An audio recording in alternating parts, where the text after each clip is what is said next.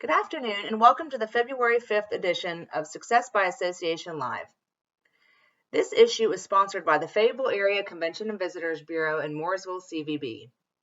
We thank them for their steadfast support of AENC. Today's article was written by Ann D. Darconte, CAE, and Thomas R. Rosenfield, JD, CAE, both from Hillstaffer, LLC, and is reprinted with permission. The article is titled, Has Your Association Constructed a Culture of Advocacy? While many organizations are adept at identifying their policy priorities, they often are not as focused on developing and nurturing a culture of advocacy to support their government relations and public affairs strategy. Protecting your members' license to operate while advancing your association's mission requires an approach that promotes association innovation and growth and fosters positive solutions and policies. Successful engagement or outreach will provide some of the highest ROI to your members. Creating a culture of advocacy should be part of your association's core values and mission, but it does take time. As with all organizational values, government relations and public affairs should be fundamental to the decisions, actions, and commitment of both the board and senior personnel. This leadership behavior will provide a standard that others expect and emulate. A positive culture of advocacy creates value and instills a sense of pride for your members, staff, and those associated with your industry or profession. Inventory your relevant assets.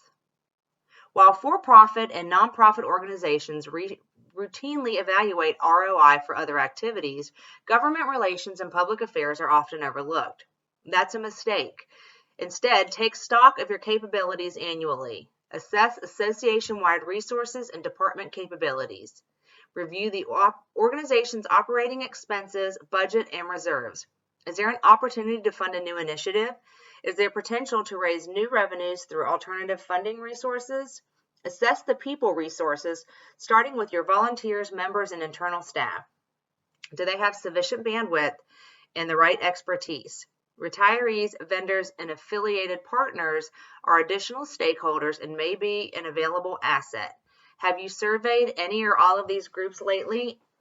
And are you tapping any of them to assist in advocacy work? Consider the quality of your relationships with government decision makers at all levels. We often create legislator rankings for client internal use. In addition to relationship strength, these incorporate factors such as an district assets, historical supportive issues, pertinent committee memberships, leadership roles, and more. Review the strength of your message. What are the internal and external perceptions of your association, industry, and profession? The strength of your image affects the levels of resources required to develop and convey a targeted message to stakeholder groups, including policymakers. Identify which tactics and tools strengthen your strategy and add them. Think about the roadblocks that you and your team ran into in the past and make adjustments. Perhaps this is the time to add a new component to your technology, revamp your Hill Day agenda and structure, implement an in-district grassroots program, provide professional development training to an eager staffer, or renegotiate a lobbying contract. Leverage other in-house resources. You and your colleagues in other departments are all serving the same mission, so it makes sense to align activities, create synergies, and strengthen customer and member value. If the board or your colleagues don't understand what public affairs or government relations staff do, or how these functions directly impact every aspect of the organization, they will not support your strategy. Correct this with some simple education. Share information about policy issues, including the importance to the association and its most important stakeholders, its members. Communicate the value of constituent engagement by members with lawmakers. Learn more about what your coworkers do too. Brainstorm on ways their expertise can strengthen your advocacy activities. Identify data gaps, technology challenges, or communication shortcomings that need to be resolved. Technology staff or association membership colleagues may manage data which could support your policy positions. The more these associations know about your needs, the better they can help you collect and evaluate relevant data. A logical place to look for synergies is your communications department. These experts are responsible for spreading the word about your association to multiple audiences. As they are creating and refining messages, they can target relevant audiences with public policy information via traditional and digital channels. They can also help you fine-tune your advocacy materials to ensure that they are consistent with your association brand. Enhance external relationships. Coalitions have always been a practical method for raising the collective policy position voice, as well as broadening the reach to policymakers.